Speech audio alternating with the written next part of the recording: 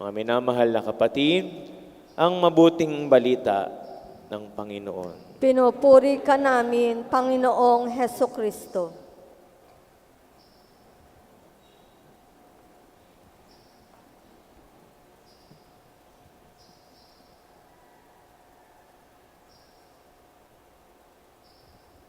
Kapagpalang umaga po sa inyong lahat. Mapagpalang umaga rin po. Magandang buhay. Mabuting tao. Palakpakan po natin mga estudyante natin sa simbaaralan. Hindi po natin namamalayan, nakakadalawang linggo na po sila. Pangalawang linggo na po nila na natatapos. Nakakalahati na po ang ating programa at papasok na po sila sa susunod na kalahati. Salamat po sa Diyos.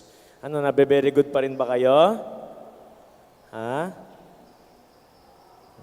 Very good. O kapag nabe-very good kayo, dapat nagte-thank you kayo kay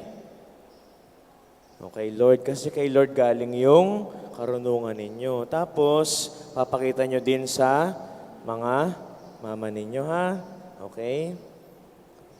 Yun din po ang itinuturo sa atin, mga kapatid, ng ating mga pagbasa at ng ating mga pinagdiriwang.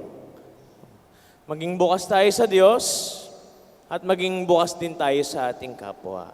Sapagkat merong dalawang emosyon na pinapagnilay tayo. Una ay takot. Sa unang pagbasa, malinaw na sinabi sa pangitain kay San Pablo, huwag kang matakot habang pinangangaral mo ang aking mabuting balita. Bakit? Sapagkat sigurado naman ang paggabay na ibinibigay ng Panginoon. Kaya narinig din natin ang mga kasunod na talata ng binasa nating unang pagbasa, kahit may mga nagtatangka na magpausig, na magpahirap kay Pablo, siya ay nakalaya pa rin sa mga ito. Bakit? Dahil dala-dala niya ang mabuting balita. At hindi pumapayag ang Diyos na sa takot lamang magwakas ang pagpapahayag ng mabuting balita. Kaya kung takot ang namamayani sa atin, tandaan natin, maging bukas tayo sa Diyos. Bukod sa takot, isa pang emosyon na pinapagnilay tayo ng mga pagbasa, dalamhati. Pag tayo nagdadalamhati, isa itong normal na pakiramdam sapagkat may pinagbabantaan na isang bagay na mahalaga para sa atin. Subalit, pinapakita sa atin ng mabuting balita, talagang tayo nagdadalamhati pero hindi dito matatapos sapagkat may kagalakan pagkatapos. At napakaganda ng ginamit po na pagsasalarawan ng ating Panginoong Jesucristo, panganganak po ng nanay. Sakto po, kaka-Mother's Day lang. Sabi po nila kapag nanganganak ang nanay, yung isang paa nasa hukay. Totoo naman po. Ako po yung nanay ko, dalawa kaming magkapatid, pareho pong nagdelikado yung buhay niya. Pareho po siyang nag-50-50. Pero, sa kabila ng paghihirap na yon, laging may kaakibat na kagalakan. Ibig sabihin, yung pagdadalamhati, yung paghihirap, mas kinakaya natin. Siyempre, kapag bukas tayo sa Diyos at pangalawa, pagbukas tayo dun sa kapwa. Kapag meron tayong pinag-aalayan, pag nakikita natin na kahit nahihirapan tayo, may nagiging masaya dahil dun sa paghihirap natin. Kasayahan ng iba, yung nagiging kapalit. At yun po yung tinuturo din sa atin ng ginugunita natin ngayon na santo, si San Isidro Labrador.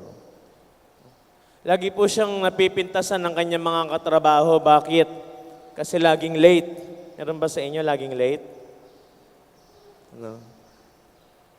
Kung ano-ano dinadahilan ninyo pag nalilate kayo, pangit ang gising, kasi yung kapitbahay namin ganyan. Pero si San Isidro, walang ibang dahilan bakit siya nalilate. Nagdarasal.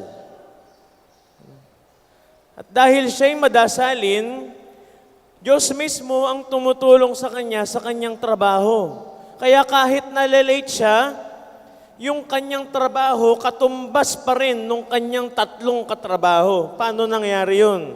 Nakikita na pag nakita natin ang imahe ni San Isidro Labrador, lagi tayo makakita ng anghel na nag-aararo.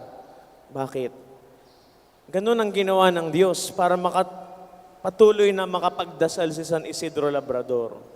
Sige, magdasal ka dyan. Habang nagdadasal ka, ipag-aararo ka ng anghel.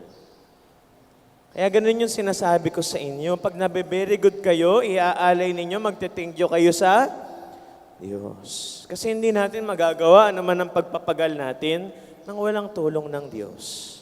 Pangalawa, kilala si San Isidro Labrador na matulungin sa kanyang kapwa.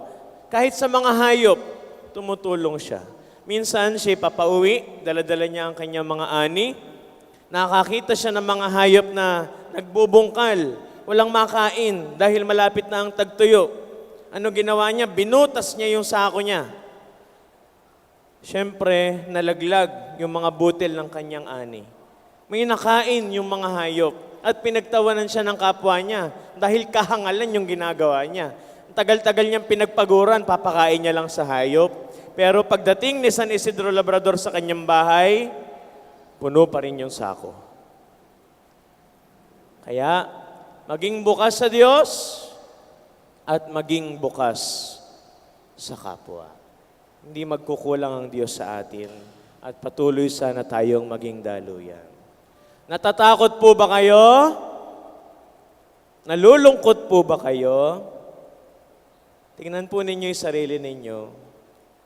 Baka nakasarado kayo sa Diyos at nakasarado kayo sa iba.